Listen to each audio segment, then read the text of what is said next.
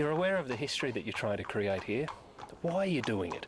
Yeah, I mean, I try not to think about it too much, to be honest, because then I think you can get a little carried away, but it's, you know, look, it's just remarkable to be here, let alone to be here with this horse, so it's a huge challenge, and I think it's admirable that John and Barry and the partners want to take a shot at it. I mean, it's a huge challenge. I think it's what racing's all about, quite honestly. I guess call it a spirit of adventure, but if he was to win here, then he'd have won a Group 1 on 3 different track surfaces. And I think this would mark him out as something very, very special. He is very proficient on grass, we know that. He's second in a Group 1 on grass. We want to see him win his Group 1 on grass. I mean, he's good enough to be here, and I think he should be here. And it's as simple as that. Well, he's definitely unique, that's for sure. I mean, we're asking him a few questions that people normally don't, and so far he keeps responding. An amazing thing, the team that's together with this horse. Yeah, I mean, it's a good group. I mean, we've been a good group. It would have been a shame to change anything. I think it's kind of neat that Johnny kind of gets to have his swan song on him after winning the Derby. Kind of came around full circle. You know, Johnny has experience here at Ascot, probably a little more than I actually realised. Where does he fit into all the great horses you've been involved with? Oh my God, he's definitely one of the top ones by far, you know, and especially he definitely has a big piece of my heart, obviously winning the Kentucky Derby with him alone, so he's one of the best ones by far, yeah. How do you describe him? What's his best quality? He does it so well in anything he's run, you know, from dirt to polytrack, if you will, you know, orthopedic, if you want to call it, and to run in the grass, the same ones that he's actually done all-around horse, and they don't come that often, you know. A lot of horses can't do that, 3 different surfaces, and do what he's done, it's incredible. The special ones like Animal Kingdom, what sets them apart from a veterinary perspective in comparison to the good horse that might win a group race somewhere?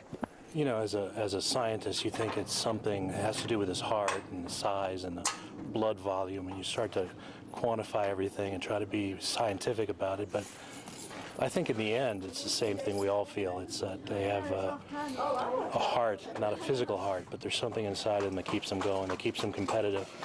And we see it. We see it in horses, even when they recover from injuries. They just don't. They don't want to not come back. It's incredible. Everywhere he goes, everybody makes the comment that he's the same, whether he's in America, Dubai, or here in England. He seems to have the greatest character. I mean, that's one of his best traits, is his laid-back attitude and the way he takes everything in his stride. It was amazing seeing him come out of the van today, and he was just like he was at home. It's like he'd been here before. You know, if a person was like that, if a young person was like that, young athletes that you see are calm under pressure, you know, you call him an old soul, and maybe that's what he is. But it's special. We can get romantic and whimsical about the great horses, but is he worthy of that?